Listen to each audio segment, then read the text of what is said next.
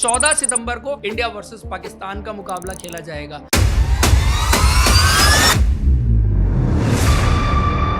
तो उस terrorist country के साथ क्रिकेट कैसे खेली जा सकती है, पाकिस्तान कैसे और कितना पैसा क्रिकेट के खेल से कमाता है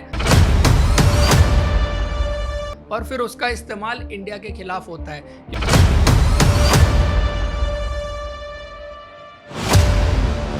हेलो एंड वेलकम दोस्तों। 9 सितंबर से एशिया कप का आगाज होगा। 10 सितंबर को इंडिया की टीम अपना पहला मुकाबला यूएई के खिलाफ खेलेगी। 14 सितंबर को इंडिया वर्सेस पाकिस्तान का मुकाबला खेला जाएगा।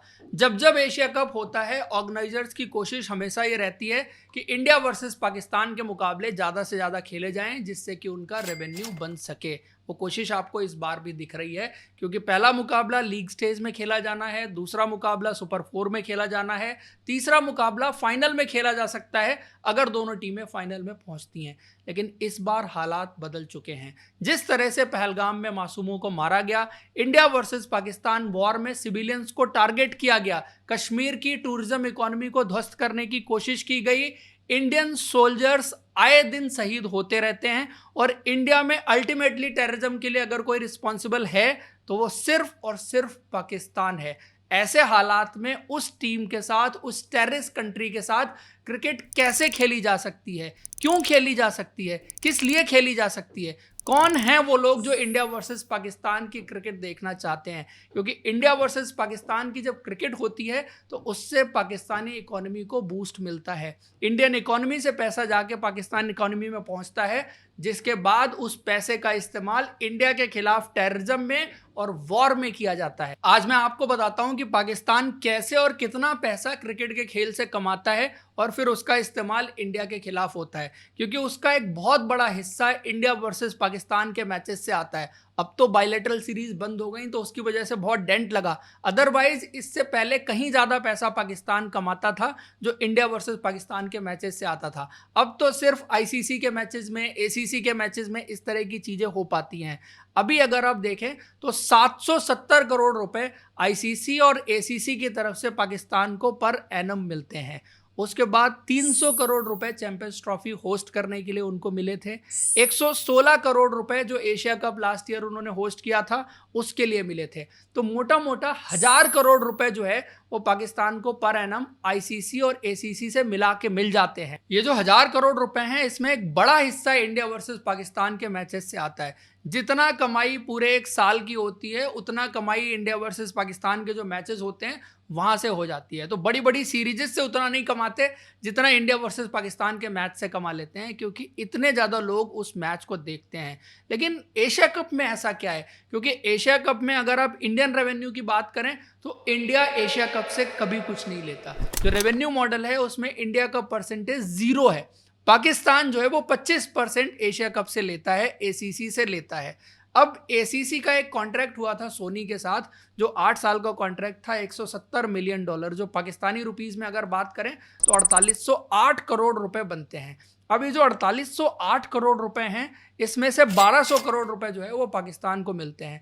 और 1200 करोड़ रुपए भी जो पाकिस्तान को मिलते हैं वो पाकिस्तान के नहीं है, क्योंकि जो पाकिस्तान 1200 करोड़ रुपए कमा रहा है व्यूअरशिप के, उसमें से 65% व्यूअरशिप जो है वो इंडिया से आती है। तो अल्टीमेटली आप अगर देखिए कि 4800 करोड़ रुपए एसीसी ने जो कमाए, उसमें से लगभग 3200 करोड़ रुपए इंडिया से आते हैं और 3200 करोड़ रुपए एसीसी कमाती है, वो इंडिया से आते हैं। पाकिस्तान को जो 1200 करोड़ रुपए मिलते हैं उसमें से 780 करोड़ रुपए जो है वो इंडियन व्यूअरशिप की वजह से मिलते हैं। कुल मिला के आप ये समझ रहे हैं कि अगर इंडिया वर्सेस पाकिस्तान का मैच ना हो या इंडियन ऑडियंस एशिया कप को ना देखे तो कितना बड़ा रेवेन्यू पर डेंट पड़ सकता है ब्रॉडकास्टर को, क्योंकि 3200 करोड़ रुपए 4800 में से इंडियन ऑडियंस की तरफ से आता है। ये वो फिगर है जो एसीसी कमाती है। ब्रॉडकास्टर तो इससे कहीं ज्यादा कमाता होगा, लेकिन परसेंटेज में आप देख सकते हैं कि कितना बड़ा डेंट जो है वो ब्रॉडकास्टर को पड़ सकता है। इसीलिए ब्रॉडकास्टर हमेशा चाहता है कि इंडिया वर्सेस पाकिस्तान के मैच होते रहें, क्रिकेट चलती रहे, और चाहे एसीसी का टूर्नामेंट हो या आईसीसी का टूर्नामेंट हो, ब्रॉडकास्टर बदलते रहते हैं और वो इंडिया वर्सेस पाकिस्तान के मैचेस को बढ़ा चढ़ा के पेश करते रहते हैं। लेकिन इसका नतीजा क्या होता है? इसका नतीजा ये होता है कि जो 1200 करोड़ रुपए पाकिस्तान इकोनॉमी में पहुंचते हैं, वही पैसे घूम फिर के इंडिया के खिलाफ वॉर में, इंडिया में टेररिज्म को बढ़ाने में इस्तेमाल होते हैं। क्योंकि ये पैसा पाकिस्तान गवर्नमेंट के पास भी जाता है, इसका एक हिस्सा, उसके बाद जो है वो उनकी फ़ौज के पास जाता है, फ़ौज से ISI से होता हुआ जो है वो इंडिया के खिलाफ ही अल्टीमेटली आके इस्तेमाल होता है। ये तो एक चैनल है। पिछले कुछ टाइम में एक और नया चैनल खुला है जहां से पाकिस्तान की कमाई शुरू हुई है और जिसमें बहुत बड़ा हिस्सा इंडिया से आता है। जो पाकिस्तान की क्रिएटर इकोनॉमी है वो लगभग 2200 करोड़ रुपए के आसपास की है और पाकिस्तान के ज़्यादातर क्रिएटर जो है वो इंडिया बेस्ड कंटेंट बनाते हैं और उनकी टोटल ऑडियंस का 40% इंडियन है। अगर वो 2200 करोड़ रुपए साल के कमाते हैं तो उसमें से लगभग 1000 करोड़ रुपए की कमाई इंडियन ऑडियंस की वजह से होती है। हमारे लोग पाकिस्तान के यूट्यूब चैनल्स पर जा जा के उनकी बातें सुनते हैं क्योंकि शुरू में वो बहुत अच्छी अच्छी बातें करेंगे, बहुत मीठी मीठी बातें करेंगे। आपको लगेगा कि ये तो बहुत शरीफ बंदा है। पाकिस्तान में भी बहुत शरीफ लोग होते हैं। आप जाके बदले में उनको सुपर चैट भी दे के आते हैं, उनके बारे में अच्छी अच्छी बातें भी लिखते हैं, उनको प्यार भी करते हैं, सब कुछ करते हैं। लेकिन जब कॉन्फ्लिक्ट होता है वही लोग आपके लिए किस तरह की बातें करते हैं और अल्टीमेटली जो पैसा आप उनको देख के देते हैं, जो आप सुपर चैट से देते हैं, वो पैसा भी घूम फिर के आके इंडिया में टेररिज्म को बढ़ाने के लिए इस्तेमाल होता है। तो पहली चीज तो इंडियंस को यह करनी चाहिए कि इंडिया वर्सेस पाकिस्तान मैच को बाइकआउट करना चाहिए। जहां से भी पाकिस्तान की इनकम हो रही है उसको डेंट करने की कोशिश करनी चाहिए। ये काम इंडियन गवर्नमेंट का है। इंडियन गवर्नमेंट ने पाकिस्तानी चैनल्स ब्लॉक किए थे, उनके सोशल मीडिया हैंडल्स ब्लॉक किए थे। क्यों अनब्लॉक कर दिए मुझे नहीं पता, बट उनको कंप्लीटली ब्लॉक रहने देना चाहिए। जब आप इतने बड़े बड़े डिसीजंस ले रहे हैं, एक कंट्री के साथ हमारा वॉर हो रहा है, चीज़ें उस तरह से चल रही हैं, तो गवर्नमेंट को चाहिए कि जब आप ब्लॉक कर रहे हैं तो कंप्लीटली ब्लॉक करिए और फाइनेंशियली उनको डेंट करने की कोशिश करिए। और इंडियन गवर्नमेंट को यह पॉलिसी बनाने की जरूरत है कि पाकिस्तान के खिलाफ क्रिकेट तब तक नहीं खेली जाएगी जब तक पाकिस्तान इंडिया में टेररिस्ट भेजना बंद नहीं करता। क्योंकि हर बार होता क्या है कि इंडिया पाकिस्तान का वॉर होता है, थोड़े दिन एक माहौल बना रहता है, लोगों में गुस्सा होता है, सब कुछ होता है, थोड़े दिन में क्रिकेट स्टार्ट हो जाती है और जैसे ही क्रिकेट स्टार्ट होती है वो कनेक्ट दोबारा से बनना शुरू हो जाता है, वो कनेक्ट फिर बनता है और फिर आपको बदले में धोखा मिलता है। ये चीज़ हम देख रहे हैं कि 70 सालों से हर 5 7 10 साल में बार बार रिपीट हो रही है, लेकिन फिर भी हम उस चीज़ से सबक नहीं सीख रहे। एक टाइम के बाद आपको एक डिसीजन लेना ही चाहिए कि अब कंप्लीट ब्रेकडाउन हमें कर देना है इस कम्युनिकेशन सिस्टम को। ना इंडियन इकोनॉमी से कोई एक पैसा जाए, ना पाकिस्तान से किसी भी लेवल पर किसी भी स्टेज पर बात करने की जरूरत है।